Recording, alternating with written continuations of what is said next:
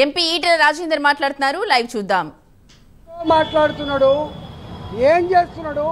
ఇట్లాంటి నిఘా ఇవాళ కొత్తగా పెట్టలే. 2018లో నేను హుజరాబాద్లో పోటీ చేసినాడు, నన్ను ఓడగొట్టాలని చెప్పి మొట్టమొదటి ప్రయత్నం జరిగింది. నేను ఆనాడు ఇంకా గవర్నమెంట్లో ఉన్నా.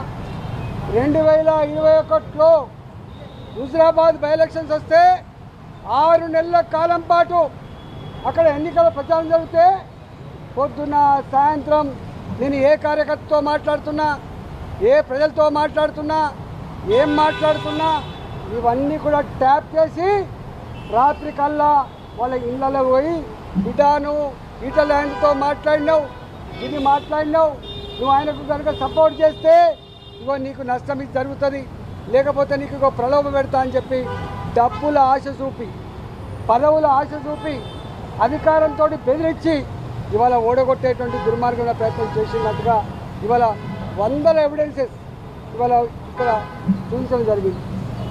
మా నాయకుల మధ్య జరిగిన సంభాషణను కూడా ఇవాళ కాల్ డేటాలో వాళ్ళు చూపించడం జరిగింది. 2023లో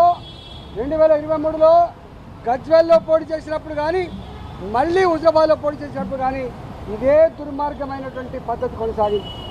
మేము మునుగోడులో బై ఎలక్షన్స్ వచ్చినాడు ప్రతి క్షణం మేము ఎక్కడ పడుకున్నాం, ఎక్కడ తింటున్నాం, ఎవరితో మాట్లాడుతున్నాం, ఏం చెప్తున్నాం, ఇవన్నీ కూడా అంటే కేవలం దమ్ము లేనివాడు, ధైర్యం లేనివాడు, డైరెక్ట్గా యుద్ధం చేసేటువంటి సత్తా లేనివాడు ఇట్లాంటి దుర్మార్గాలు కొనికడతాడు. ఇవాళ నేను ఒకటే డిమాండ్ చేస్తున్నా ఈ ప్రభుత్వానికి. ఇప్పటికే సంవత్సరాలు గడిచిపోయింది, మీరు అనేక కమిషన్లు వేసిండ్రు, ఇవాళ విద్యుత్ కొనుగోళ్ల మీద కమిషన్ వేసిండ్రు, ఏమైందో తెలియదు. ఇవాళ ఫోన్ ట్యాక్ మీద కమిషన్ వేసిండ్రు, సంవత్సరం అవుతుంది, ఏం చేస్తారో తెలియదు. ఇవాళ కాళేశ్వరం మీద కమిటీ వేసిండ్రు, ఇంతవరకు రిపోర్ట్ రాలే. నాకు అనిపిస్తుంది ప్రభుత్వానికి నిజాయితీ ఉందా లేదా. ఇవాళ బీఆర్ఎస్ బీజేపీ ఒకటని చెప్పి మాట్లాడేటువంటి సమాధానం చెప్పాల్సిన బాధ్యత ఈ రాష్ట్ర ముఖ్యమంత్రి గారు ఉందని చెప్పి తెలుస్తాను. ఇవాళ ఎంత బాధ అవుతుంటే ప్రభాకర్ రావు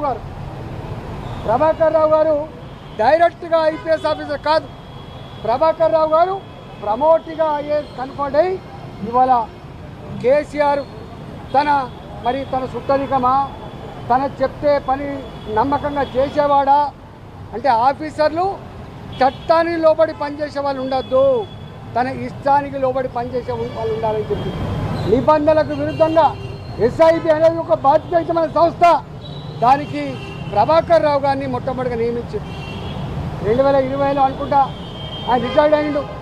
ప్రభాకర్ రావు గారు రిటైర్డ్ అయిన తర్వాత మళ్ళీ ఆయనకు ఎస్ఐబిలో కొనసాగించడం అంటే ఎంత బాధ్యతారహితమో, నిబంధనలకు ఎట్లా విరుద్ధమో, కేంద్ర ప్రభుత్వ మార్గదర్శకాలను ఎట్లా తుంగలు తొక్కిందో ఇంతకంటే నిదర్శనం లేదు. ఇదే ఎలిజిబిలిటీ లేని, ఒకవేళ ఆయన నిజంగానే ఎఫెక్టివ్గా పనిచేసే ఆఫీసర్ అయితే, గొప్పవాడే అయితే ఓఎస్డీగా పెట్టుకోవచ్చు, వేరే బాధ్యతలు పెట్టుకోవచ్చు, కూడా సలహాదారులుగా నియమించుకోవచ్చు, సూచనలు సలహాలు తీసుకోవచ్చు, కానీ బాధ్యతాయుతమైనటువంటి పోస్టుల్లో పెట్టద్దు. కానీ రిటైర్డ్ అయినటువంటి ప్రభాకర్ రావుని ఒక ఐపీఎస్ ఐజీపీ స్థాయిలో ఉన్న ఆఫీసర్ చేయాల్సిన డ్యూటీలో అక్రమంగా నియమించిండు. ఎస్ఐబిలో అక్రమంగా నియమించడంలో కాకుండా చాలా కీలకమైన రాష్ట్ర భవిష్యత్తు కానీ, దేశ భవిష్యత్తు కానీ ఇంటెలిజెన్స్ డిపార్ట్మెంట్ కింద ఉంటుంది. ఈ ఇంటెలిజెన్స్ డిపార్ట్మెంట్ ఇవాళ రాష్ట్రంలో ముఖ్యమంత్రి దగ్గర ఉంటుంది. హోంమంత్రిగా ఉన్నప్పటికీ కూడా ఇవాళ లా అండ్ ఆర్డర్, ఈ ఇంటెలిజెన్స్ వ్యవస్థ మొత్తం కేసీఆర్ దగ్గరనే ఉంటుంది, ముఖ్యమంత్రి దగ్గరనే ఉంటుంది.